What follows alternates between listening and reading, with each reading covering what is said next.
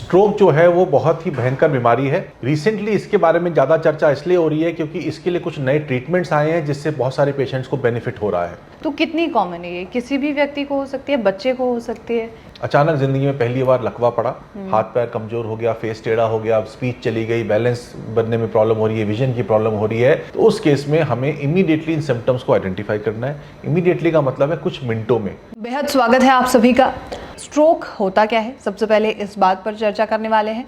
उसके बाद अगर किसी व्यक्ति को स्ट्रोक होता है तो उसका ट्रीटमेंट ऑप्शन क्या है, और अगर स्ट्रोक से बचना चाहते हैं तो वो क्या तरीके अपनाएं आप अपने जीवन में जिससे आप स्ट्रोक से बच सकते हैं। इसी पर आज की खास रिपोर्ट होने वाली है। नेशनल खबर की पूरी टीम जो है फोर्टिस में है, और जिस तरीके से आप अपने स्क्रीन पर लगातार देख पा रहे हैं कि कई इंटरव्यूज़, न्यूरो सर्जरी से जुड़े हुए इंटरव्यूज़ जो हैं, साक्षात्कार हम आपके सामने लेकर आते रहते हैं, और हमारे गेस्ट जो हैं डॉक्टर राहुल गुप्ता, वो हमारे साथ जुड़ते हैं और अलग अलग टॉपिक्स को लेकर चर्चा करते हैं। तो इसी खास चर्चा के लिए आज हम फिर से फोर्टिस में मौजूद हैं और मेरे साथ मौजूद होंगे हमारे guest doctor Rahul Gupta. Sir, आपको बहुत स्वागत है। नमस्कार। नमस्कार दर्शकों। और अभी हालिया ही हमारे दर्शकों ने जैसे देखा कि अलग अलग टॉपिक्स पर आप चर्चा करते रहते हैं, लेकिन जब बात स्ट्रोक की आती है, ब्रेन से जुड़ी हुई कोई भी दिक्कत बहुत ज़्यादा चिंतित कर देने वाली होती है। लेकिन ये स्ट्रोक जो वर्ड है, इसकी महत्वता क्या है और ये वर्ल्ड स्ट्रोक डे क्यों मनाया जा रहा है? स्ट्रोक जो है वो बहुत ही भयंकर बीमारी है। रिसेंटली इसके बारे में ज़्यादा चर्चा इसलिए हो रही है क्योंकि इसके लिए कुछ नए ट्रीटमेंट्स आए हैं जिससे बहुत सारे पेशेंट्स को बेनिफिट हो रहा है। अगर हम स्ट्रोक की बात करते हैं तो दो तरीके का स्ट्रोक होता है। एक होता है हेमरेजिक स्ट्रोक, जिसके अंदर ब्रेन के अंदर ब्लीडिंग हो जाती है। वो 15 से 20% केसेस में होता है। पर ज़्यादा महत्व वाला जिसके लिए नया ट्रीटमेंट अभी आया है उसमें वो होता है इस्केमिक स्ट्रोक, यानी कि ब्रेन के अंदर जो ब्लड वेसल है उसके ब्लॉकेज की वजह से खून का दौरा कम हो जाता है या बंद हो जाता है। जी जी। इस तरह के पेशेंट जब हमारे पास आते हैं तो हमारे पास कुछ दवाइयाँ और कुछ मेथड्स हैं, सर्जिकल मेथड्स हैं, वो अवेलेबल हैं जिससे कि उन बंद नसों को खोला जा सकता है।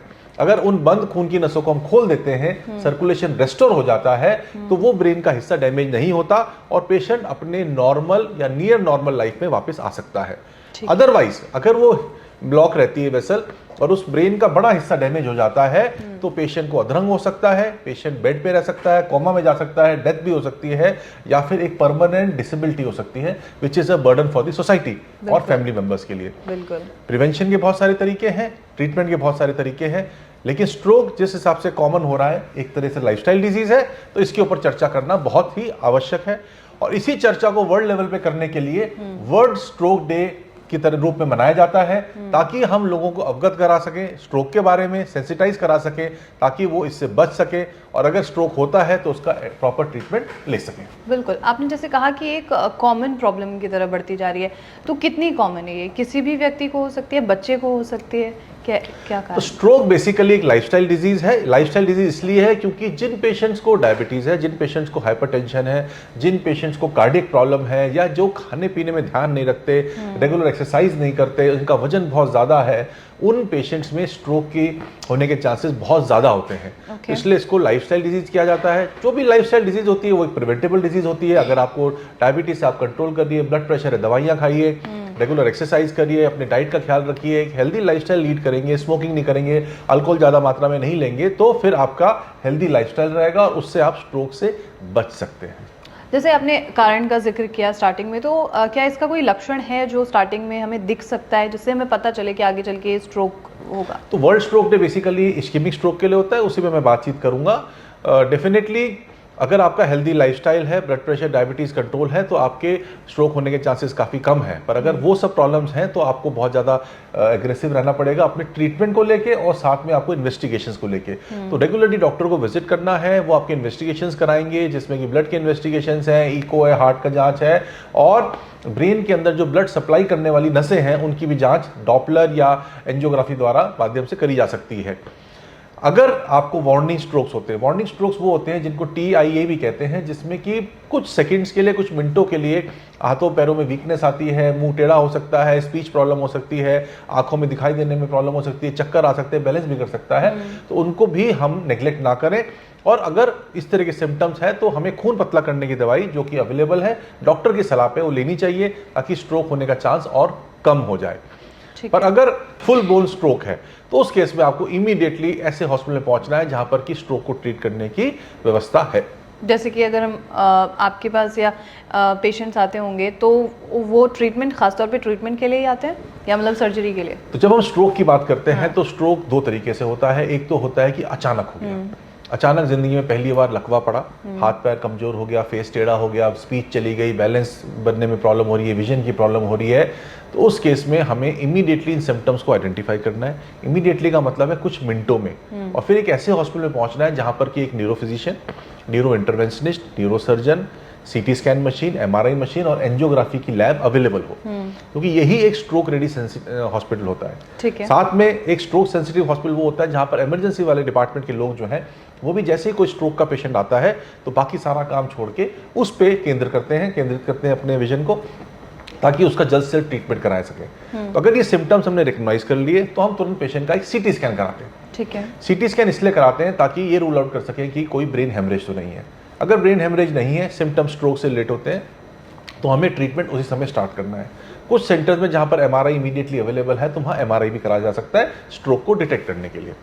एक बार डिटेक्ट हो गया या हमें स्ट्रॉन्ग सस्पेशन हो गया कि ये इस्कीमिक स्ट्रोक है, तो एक इंजेक्शन आता है जो कि 4.5 घंटे के भीतर दिया जा सकता है, जिससे कि वो ब्लॉक्ड ब्लड वेसल को खोला जा सकता है। ठीक है। तो बिना किसी फर्दर इन्वेस्टिगेशन के अगर पेशेंट फिट है उस मेडिसिन के लिए तो वो मेडिसिन दी जा सकती है इंजेक्शन के रूप में, जो कि एक न्यूरो फिजिशियन देते हैं। उससे करीब 50 से 70% चांस होता है कि वो ब्लड वेसल खुल जाएगी। पर अगर कोई ब्रेन के अंदर पहुंचाने वाली मेजर ब्लड वेसल जो कि गले में है, गर्दन में है या ब्रेन के नीचे हिस्से में है, अगर वो ब्लॉक्ड है तो वो काफी बार इस दवाई से नहीं खुलती है। तो हमें उस पेशेंट को न्यूरो कैथ लैब में लेके जाना पड़ता है, जहां पर कि हम एक प्रोसीजर करते हैं, उसका नाम है मैकेनिकल थ्रोम्बेक्टमी। यानी कि हम तार से या स्टेंट द्वारा या स्पेशल कैथेटर द्वारा उस हिस्से तक पहुंचते हैं ब्लड वेसल के जहां पर वो ब्लॉक्ड है, और उसकी ब्लॉकेज को खोल देते हैं, उसके अंदर जो क्लॉट या थ्रोम्बस फंसा हुआ है उसको निकाल देते हैं। ये प्रोसीजर भी 4.5 या 6 या 8 घंटे तक में किया जा सकता है सेफली। उसके बाद भी किया जा सकता है, पर उस पर फिर सेफ्टी की प्रॉब्लम आती है। ठीक है। और ये जो मेथड है ये न्यूरो कैथ लैब में होता है, एक न्यूरो इंटरवेंशनिस्ट के द्वारा किया जाता है, और इसमें 50 से 70% चांस होते हैं कि हम उस ब्लड वेसल को, ब्लॉक्ड वेसल्स को खोल सकें। ठीक है। तो ये ट्रीटमेंट जो है ये कुछ घंटों में ही हो पाता है, इसलिए ये सिम्टम्स को इमीडिएटली आइडेंटिफाई करना बहुत जरूरी है। उसके बाद एक स्ट्रोक अप्रोप्रिएट हॉस्पिटल में जाना बहुत जरूरी है, जहां पर कि न्यूरोलॉजिस्ट, न्यूरो इंटरवेंशनिस्ट इस प्रोसीजर को करते हैं। ठीक है। तो जैसे आपने समय भी बताया, और जो पेशेंट है वो ट्रीटमेंट लेने के बाद कितने समय में रिकवर कर सकता है?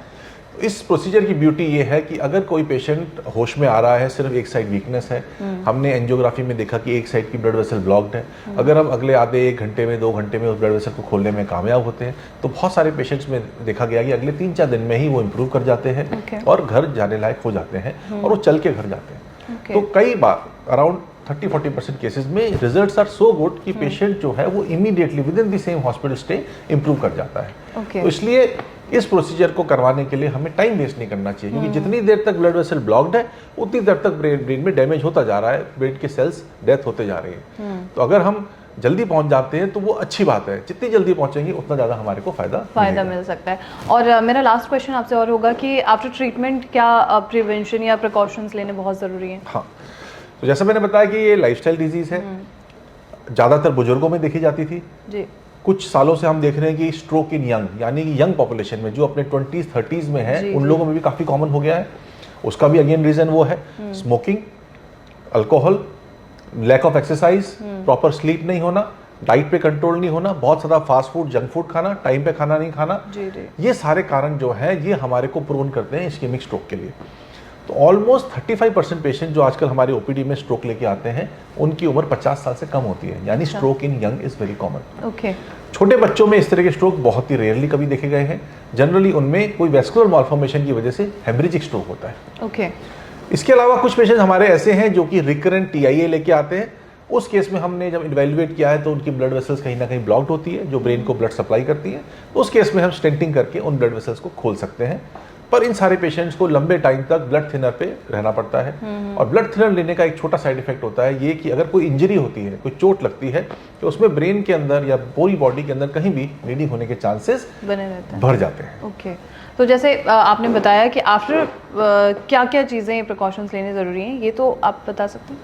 हाँ, तो प्रिकॉशन में मैंने ये बताया कि कोई भी तरह की चोट नहीं लगनी चाहिए अगर आप ब्लड थिनर पे हैं, और अपने लाइफ को एक मेजर चेंज लेके आना है, लाइफस्टाइल को चेंज करना है, एक सात्विक जीवन निभाना है, और अपना नॉर्मल अपने काम में लीन होना है। काम जरूर करें, काम करने में, मेहनत करने में कोई मनाही नहीं है, लेकिन हर चीज़ को एक प्रॉपर ऑर्गेनाइज वे में करें और हेफाजत वे में ना करें, और हर चीज़ को ढंग से करें, प्रॉपर रेस्ट भी लें, प्रॉपर तरीके से काम भी करें, और अपनी सेफ्टी का ओवरऑल ध्यान रखें। Thank you so much doctor Rahul, thank you so much sir. नमस्कार।